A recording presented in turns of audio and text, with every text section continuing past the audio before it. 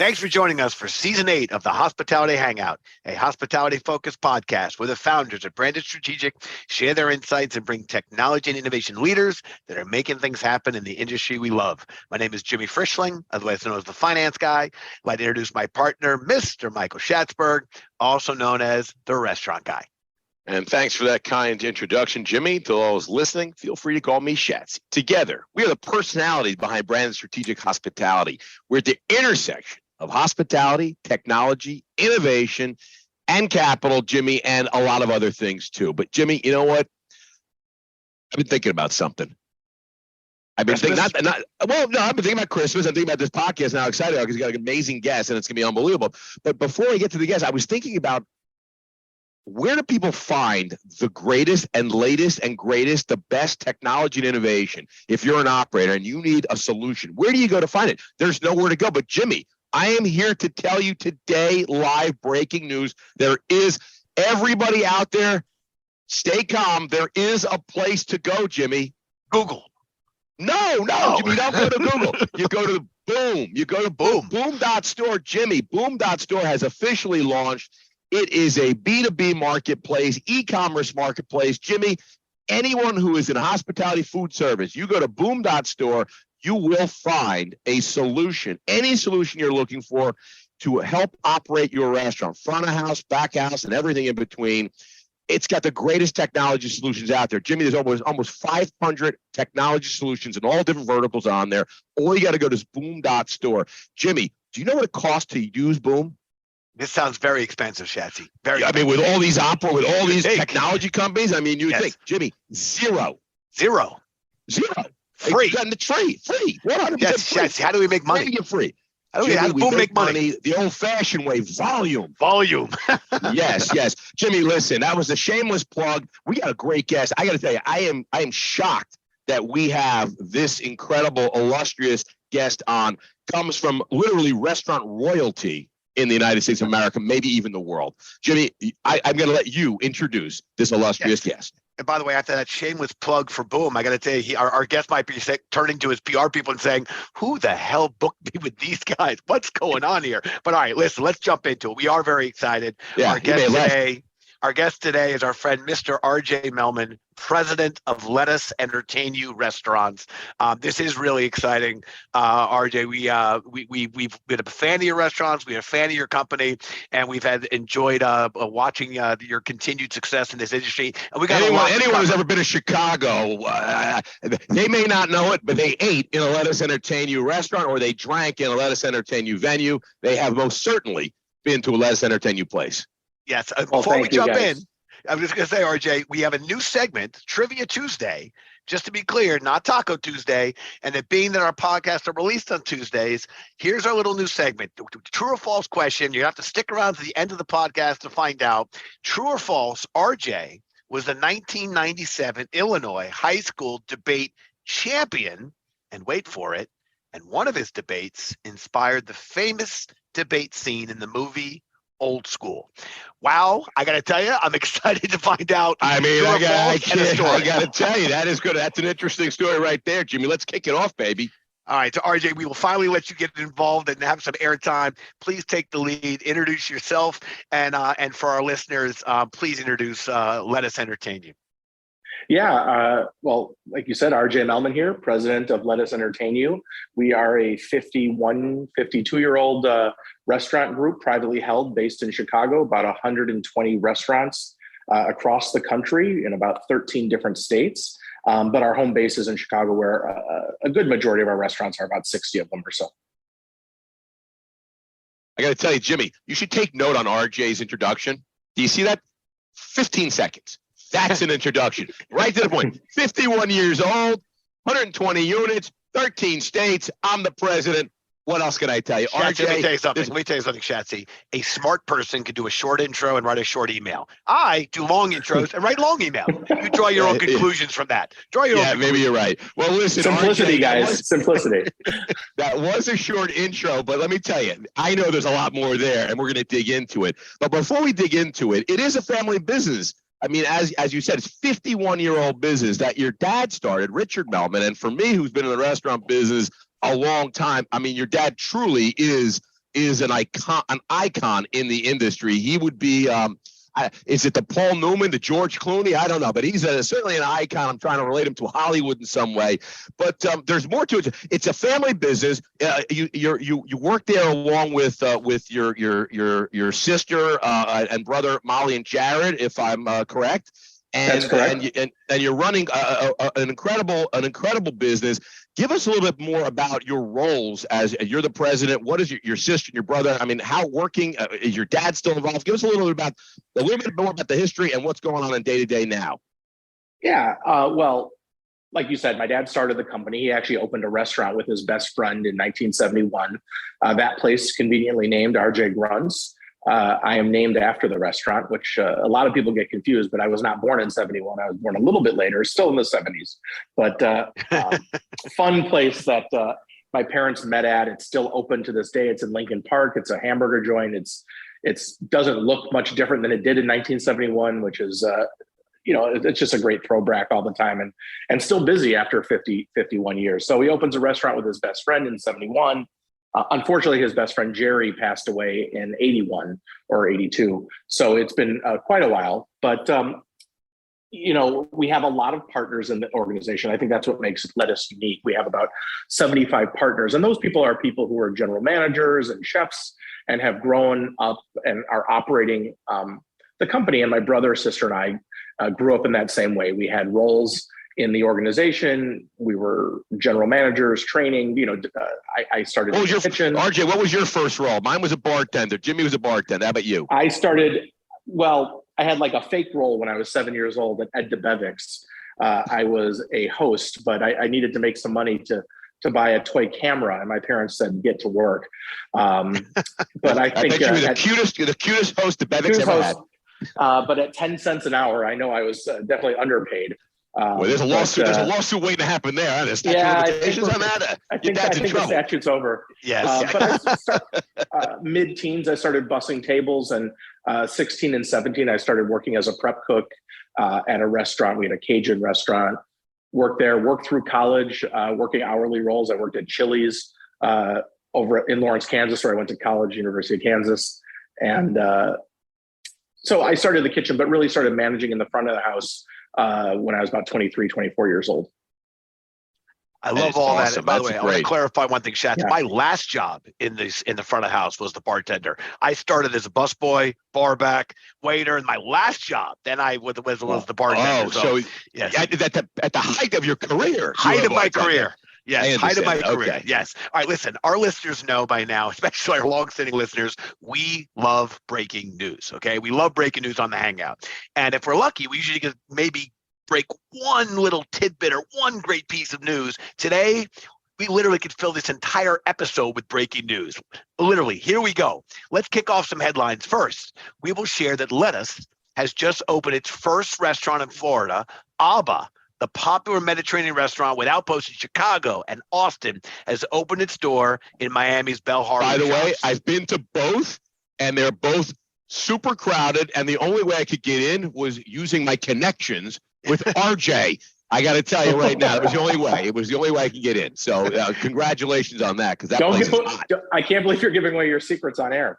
Yes. Well, we edit that out. We edit that right out. And that's okay. Shaq's going to give out, RJ, he's going to give out your phone number later to all our listeners. A cell phone if you need a reservation. Here's RJ's cell, of course. But wait for it. We're not done. Also, RPM Italian going to West Palm Beach. You're opening Summer House in Disney Springs in Orlando. So with all this Florida expansion, RJ, what can you share? Lots of great news. Sounds like RJ's moving down to Palm Beach. That's what it sounds like. Too cold up there in Chicago. Great. It's 16 degrees today. It's like a day that you definitely want to live in Palm Beach or anywhere else besides here. But it's quite sunny, so it's okay. The interesting thing about both the Disney project and Miami Bell Harbor is that those happened pre-pandemic. Those leases were actually signed in 2018 and 2019. So we had been planning on doing restaurants in Florida for quite some time. I have a lot of admiration for the Disney Corporation. Just to get a chance to do a restaurant there is really exciting for me. I mean, just the level of hospitality in one site is truly amazing, how they make so many people happy on a daily basis. And Miami Bal Harbor was, my grandparents lived in Florida, not too far from Bal Harbor. And that was our afternoon activity. If we'd visit our grandmother, we'd go down there, we'd go shopping. So I have Bal Harbor shop's iconic, right? Iconic. I mean, just open for years. And yeah, I mean, I spent 7, 8, 9 years old, shopping with my grandmother, having lunch at one of the restaurants there. It was probably the Neiman Marcus restaurant.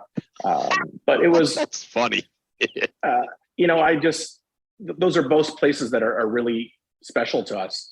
And we're really excited to do that. And we think that we will continue to do restaurants in Florida, but those first 3 we're really excited about.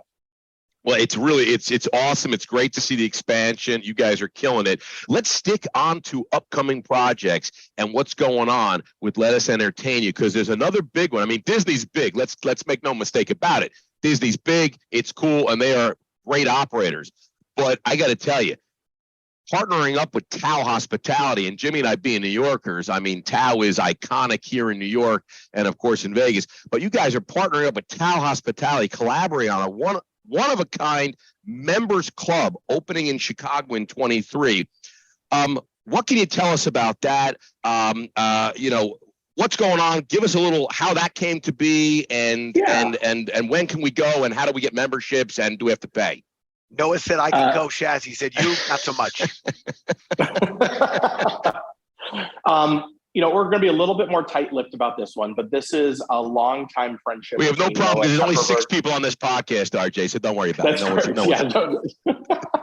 See, pick the good podcast to announce this on. Noah Tepperberg, my brother, myself, my sister, and Jason Strauss, we have all been friends for, probably 20 years. And we've always talked about doing something together. And both Noah and I were having dinner probably a year ago, and we started talking about ideas that we were working on. And this sort of came up, this idea of a private members club.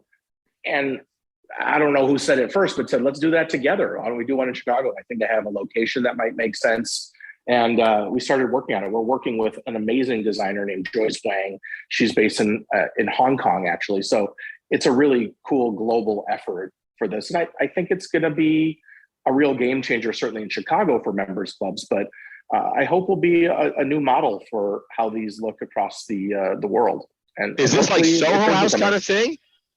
Yeah, that's what a members club is. Correct. It's I think Soho House, or if you've heard of like a lot of the famous clubs in London, like Annabelle's or the Arts Club or 5H, it is certainly a social club, a place to get a drink. There'll be a restaurant in there, a lot of breakout spaces, and a really great place to meet up with friends or family, or for the members that are members. I think it's a really cool concept, and wow, 2 fantastic companies coming together to create it.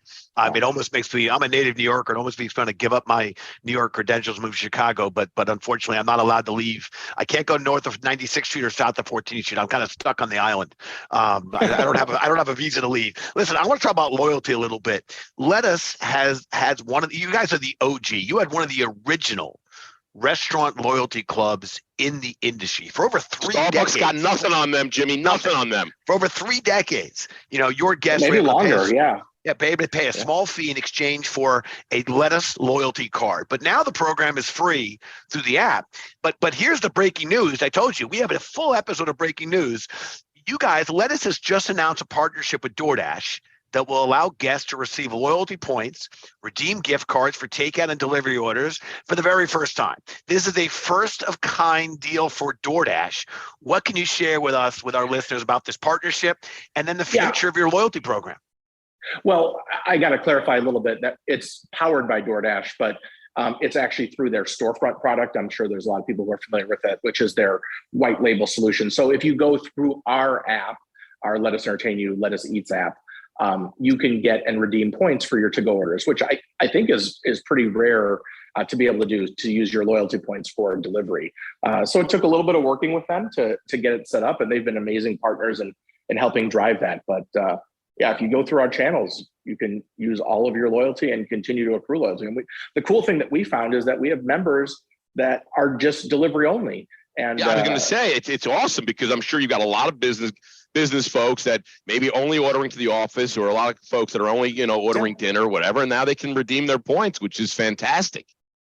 And honestly, truly never set foot in a restaurant of ours, like only experiences online, which sounds strange at first, but then you think about maybe the local Chinese place that you order from, how often have you eaten at it in person? There are a lot of restaurants that you order from delivery that you never eat at. So it sounds a little strange, but it's still cool to us to see new members joining us.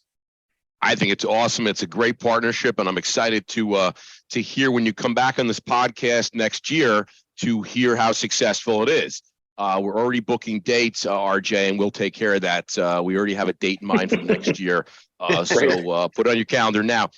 Listen, there's nothing worse than not being able to redeem loyalty points on delivery orders. So, staying on tech for the moment, I know one of the goals of yours when you became a president was to use tech to transcend hospitality and dining rooms, bring hospitality, technology and hospitality together. Can you share other companies in your tech stack, in your multi hundreds of restaurants that you're using to accomplish this goal? What are you seeing out there that you're loving? What's working? What's not working? What are you thinking?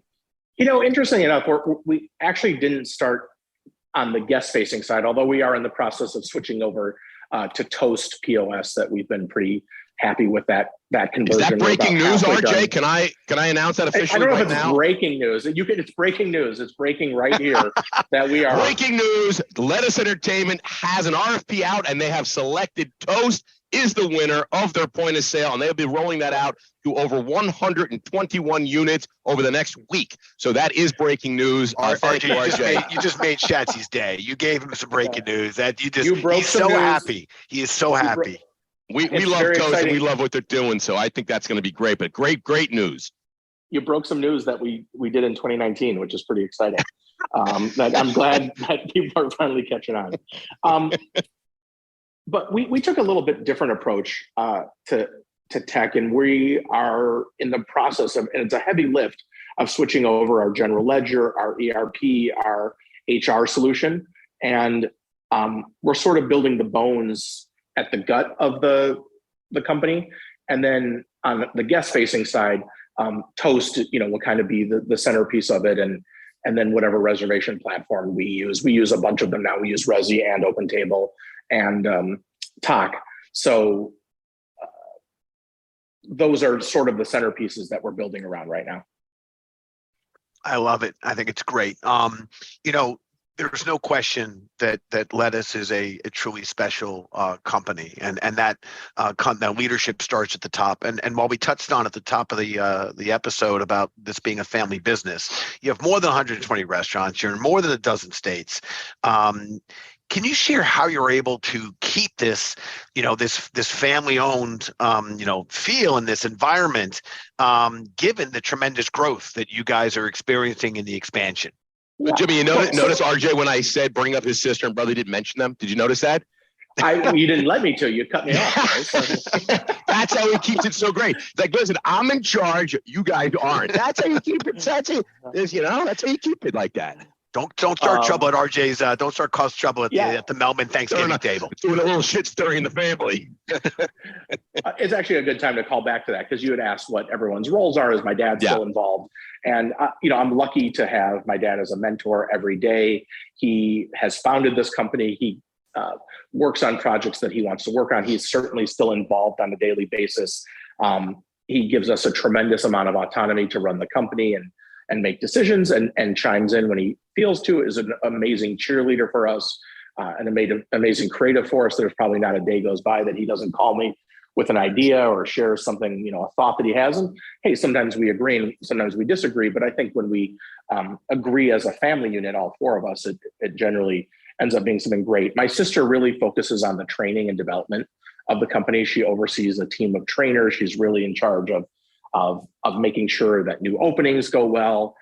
She started her career as a school teacher, actually in the Bronx, and transitioned to working with my brother and I. My brother oversees a big division of the company, sort of the one that him and I used to run together when we created our own division within the company and started opening our own restaurants in 2008. So he oversees a group of, I'd say maybe 15 or 20 restaurants in the company. But all of us have global roles as well, where we sit on the steering committee for the company, shape a lot what's going on. But to get to your question that you asked, which is how do we keep things going well when we have a lot of expansion? The cool thing is that we are a large organization. We have an amazing infrastructure. Being around for 52 years gives a lot of advantages when you're growing. And even though we're doing, 7 or 8 projects this year, then another 7 or 8 next year, when you have it's not like we're doubling or tripling in size. It still is a manageable growth amount. That lettuce has historically grown by 7, 8, or 9%, 10% a year in terms of new restaurants, and sales on a yearly basis, probably for the last 30 or 40 years. So we've been consistent at doing that. But at the very core of this is we have amazing people. I love the partners that I get to work with. We have amazing teams. The talent that's coming into the organization from the outside has been amazing. And it's this just kind of cool time to be here where there's just some amazing people coming in. We have great young leaders. Our bench is as deep as it's ever been. We have these young partners that are in their late 20s, early 30s, mid 30s that are all hungry and excited and have years of our culture behind them here. And we couldn't do it without them. You talk about, we just opened in Florida and Miami, that breaking news. And we have a wonderful woman named Cannon Porter who moved down there. She's a partner with us for probably the last 5 or 6 years, and moved down to Miami and to start Miami. And we have a great general manager who was with us for 7 or 8 years who's moved down there. So to have that culture move with us is really important to us, and have people who know our organization. And it definitely gets harder the farther away from home you are, but hopefully we're moving a lot of that with us when we go to these new cities. Yeah, I love it. And I got to tell you, I think doing it the right way, because, once you leave and we've seen it because we've actually had not great success when we left New York. And I think part of the problem is we didn't plant the flag and move a team there. Nobody wanted to leave New York. So I think the idea that you're literally putting a team down in Miami and you'll build around that, I think you're gonna find that is going to prove to be incredibly helpful and successful for you guys. That's awesome. Yeah, and I was just gonna add, when I was in the business, in the front of house, I admit, this is decades ago, I didn't see a career path. I couldn't, other than go from maybe bartender to manager, and I didn't see what was possible. And I think one of the nicest things and exciting things about this industry going through this, I believe, transformational period is it's going to attract talent from all corners, from not just operators, but technologists and data folks. And I think it's going to be a really exciting run we're on as this industry is really opening itself up, and the continued need for talent. You guys have been developing and doing it for a while. I just now think that there's really a meaningful change in what young people are going to see in this industry beyond it being a transient and work front of house and then move on to something else. So yeah. I think it's a really exciting time for our industry. Yeah. And we've always considered ourselves a school for entrepreneurs, and we have had amazing alumni leave us and start their own companies, their own restaurants, and we're just as proud of those people. But yep. I think, and it started with my dad, but I think those systems are set up that we have a great development tool for these people, and can continue to grow young, hungry leaders, both in the kitchen and the front of the house, and in the graphics department, in our IT departments. And that's what makes it so exciting, is that there's always someone else coming up. And we really have this philosophy that in order to grow, you have to replace yourself. And that's a true, deep philosophy within lettuce. And I think a lot of people say it, but they don't mean it.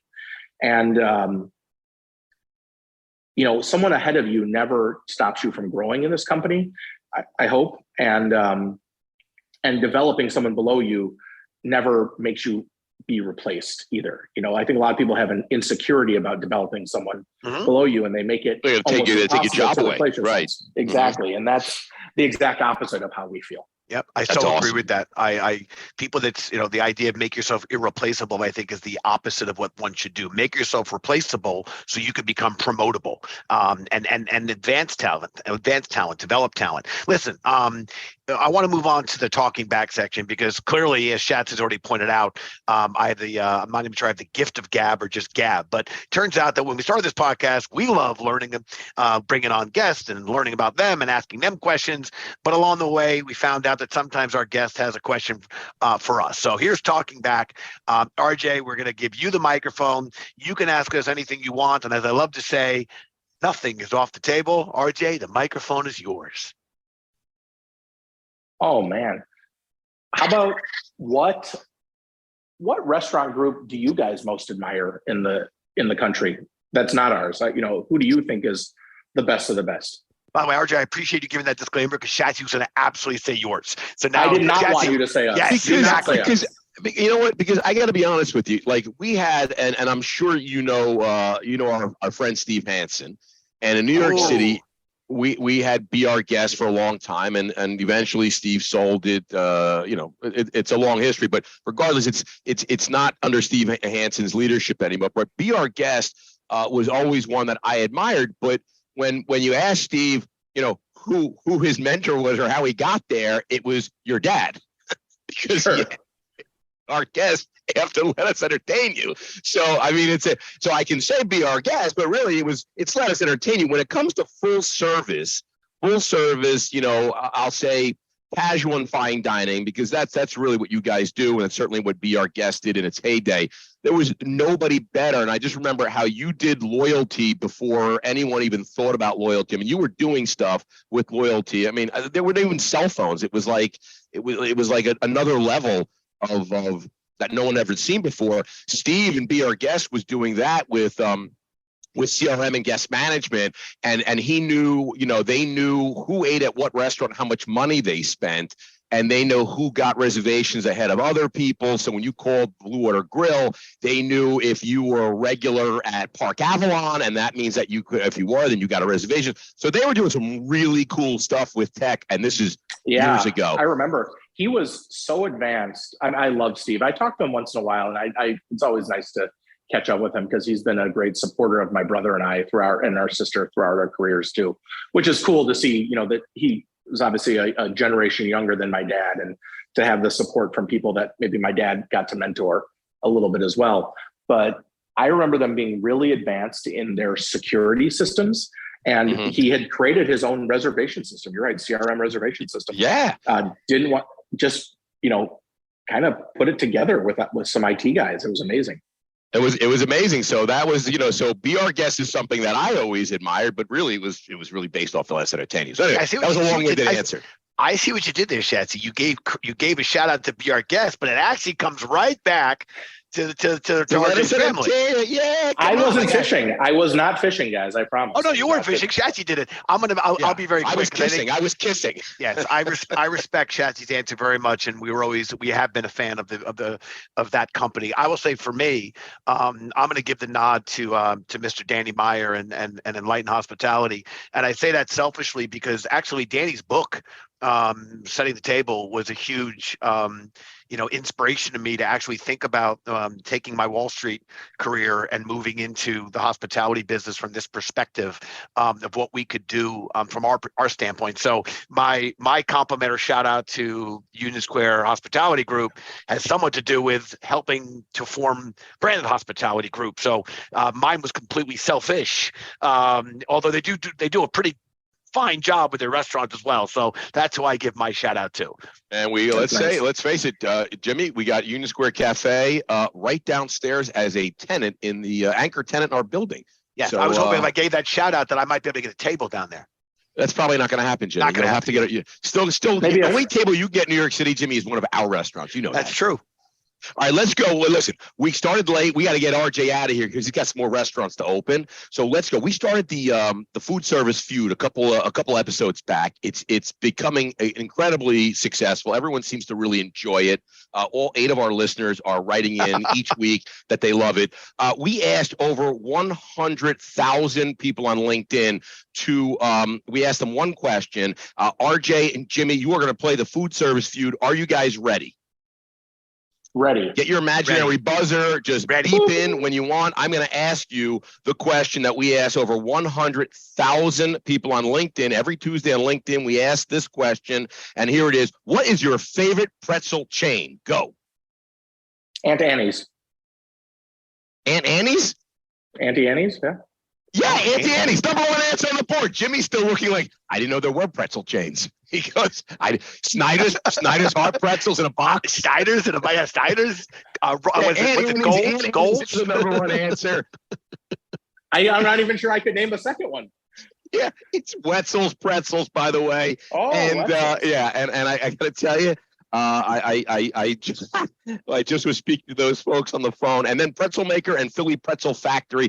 Don't know them. Jimmy's sticking with Snyder's hard pretzels out of a bag or a box. But thank you for playing the food service. Maybe the last time we do that segment, Jimmy. Yes. The only thing I'm going to say to that segment is, boy, these pretzels are making me thirsty. That's what I have to say about that. I agree. Maybe we should just go to Seinfeld. Let's stick with Seinfeld. These pretzels are making me thirsty. All right. At the top of the episode, we talked about a true or false question. RJ was the 1997 Illinois high school debate champion. And I think the most interesting part of this question, one of my favorite films, that one of his debates inspired the famous debate scene in the movie Old School. Schatzy, care to guess?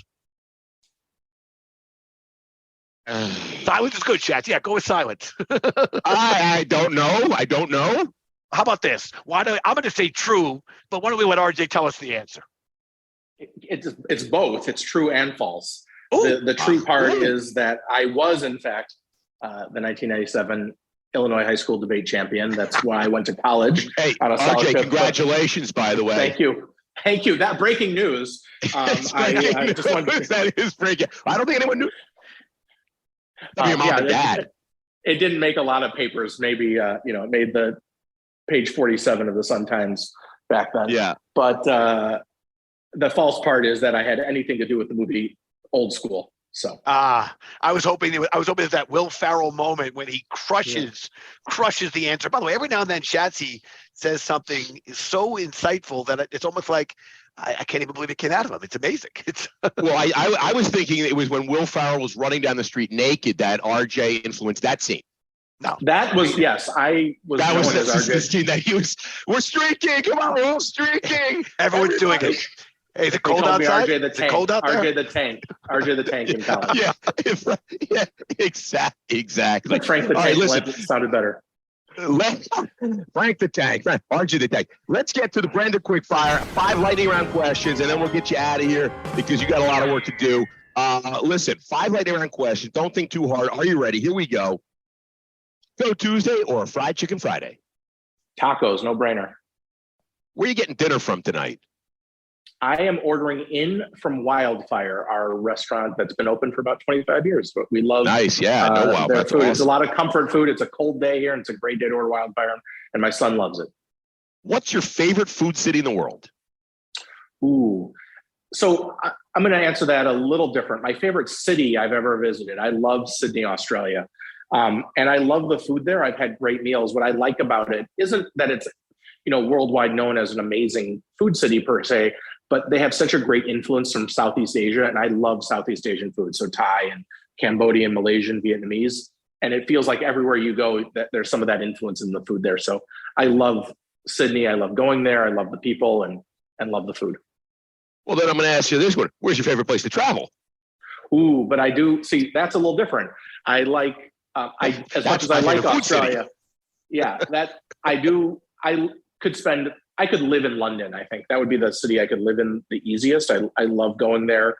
I was there twice this summer, and there is an amazing food scene there as well. But I love the cosmopolitan nature. I love that it's a little bit closer. So I agree. You know what? And they speak the language there, so it's kind of easy.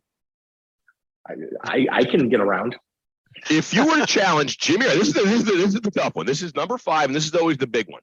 If you were to challenge Jimmy or I to a limbo dance contest, who do you have better odds of beating? I don't know can you see Jimmy right now? I don't think it would be close against either of you. What? I think in which way? You'd beat us both? Use your imagination. There you go. I got to tell you, I think that question. Either way. I respect your answer, and I got to tell you that was so I've seen rigged. Jimmy can't touch his knees. That was Let me so tell you rigged. what. I'll tell you. There's only one loser in that game, and it's the stick. It's okay. That's fair enough. Yeah, I don't know if that was a great question. I'm good with that question. I think Shatsy, whether you, I know that I'd be the one that he would take down faster. Shatsy's wiry, RJ. You got to remember. Yeah, you know, wiry. He's I'm doing yoga. Who does yoga every day, baby? I'm a yoga guy. All good. Listen, RJ, we want to thank you so much for joining us on the podcast and for sharing all your great insights. We are huge fans of you and your company, and we continue to just really celebrate your successes and continued successes and everything you do for this industry. So we appreciate all of it. If you want to get in touch with RJ directly, as our longstanding listeners know, we're not giving you a cell number, but you can email the podcast team at podcast@brandedstrategic.com, and we'd be happy then to advance and forward your inquiries to RJ and his crew. To our listeners, Jimbo, you know what else? What else, Jimbo? What else? Lettus.com. URL lettuce.com, and you can check out everything about their loyalty, their gift cards, all of their restaurants. You can make reservations. They got a great website. Check out lettuce.com. You can see everything. And I got to tell you, I just want to add one more plug. Abba. It really is unbelievable. If you haven't been, I urge everybody to go to Abba because it's just delicious. Yes, and congrats again on the success on what you're doing in Florida. So, and to our listeners, we always want to say thank you because we know there are literally hundreds of thousands of podcasts out there. And despite our self-effacing humor of 6 listeners, 8 listeners, Shatsy never comes up with the same number twice. The fact is, our subscriber base continues to soar, and we couldn't be in season 8 without your guys' continued support. So, thank you to our listeners. Thank you so much for taking the time to tune in. We know there are literally hundreds of thousands of podcasts out there, and we, despite Shatsy making fun, self-effacing humor, 6 listeners, 8 listeners. The fact is, we could not be on season 8 without your continued support, and we appreciate it. Please join us next week when we'll have a recording live from B-Works. Our friends from Bluestone Lane, Nicholas Stone, founder and CEO, and COO and Chief People Officer, Amy Holmes. That is going to be not want to miss it. That is going to be a great episode. It's going to be good fun. Those are rock stars, Jimmy. Rock stars. I mean, they got hundreds of thousands of stores. 65. That's what I meant. That's what you meant. So again, I'm going to say, Mr.